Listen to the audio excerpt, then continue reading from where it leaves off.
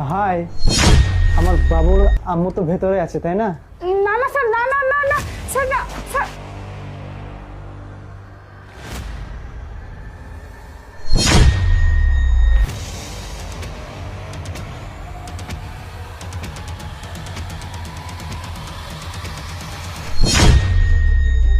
Sir আসলে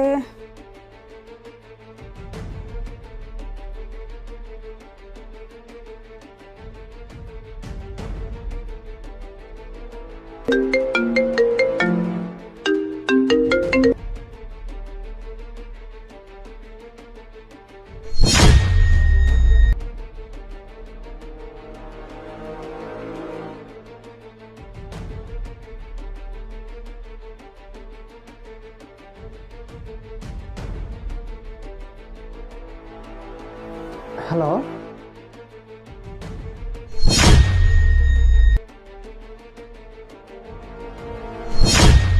নয়ন, তার মানে তোমার এটাই মিটিং চলতেছে? ও, এই ব্যাপার তাহলে। আরে তুমি হ্যাঁ আমি। কেন, আমাকে দেখে কি তুমি অবাক হয়ে যাচ্ছ?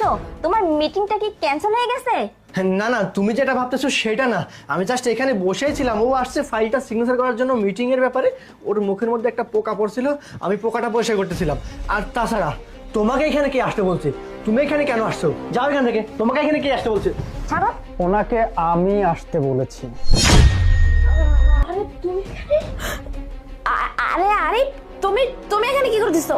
আর ঠান্ডার মধ্যে তুমি বাচ্চাকে নিয়ে অফিসে কেন আসছো? যাও এখান থেকে বলতেছি। চুপ কর তুই। তুই অফিসে বসে বসে তোর স্যারের সাথে নষ্টামো করতেছিস, আর আমি দেখে ফেলেছি জন্য আমাকে যেতে বলতেছিস? হ্যাঁ, বাসায় একটা বাচ্চা, এই বাচ্চাকে রেখে তুই তার মানে এইভাবে অনৈতিক কাজ করিস? হ্যাঁ, সি সি, আজকে বুঝতে পারলাম যে অফিস ছুটি থাকলেও কেন ছুটি হচ্ছে না তোর। হ্যাঁ, তার মানে এই কাজগুলো করিস। ম্যাডাম, আপনার স্বামী আমার বউয়ের সাথে পরকীয়ায় লিপ্ত।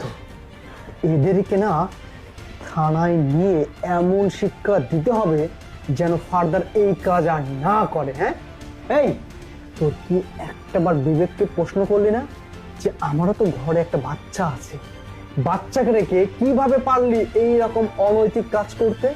হ্যাঁ, এই যে ছাড়, আপনার লজ্জা নেই? আপনার তো সুন্দর একটা বউ আছে, এত সুন্দর বউকে রেখে কিভাবে অফিসের ম্যাডামদের দিকে নজর যায় আপনার? হ্যাঁ, আসলে আপনাদের মতো ছাড়দের কারণে না এই বিভিন্ন অফিসে এই অবস্থা। বাসায় সুন্দরী বউ দিয়ে তো হয় না আপনাদের। আপনাদের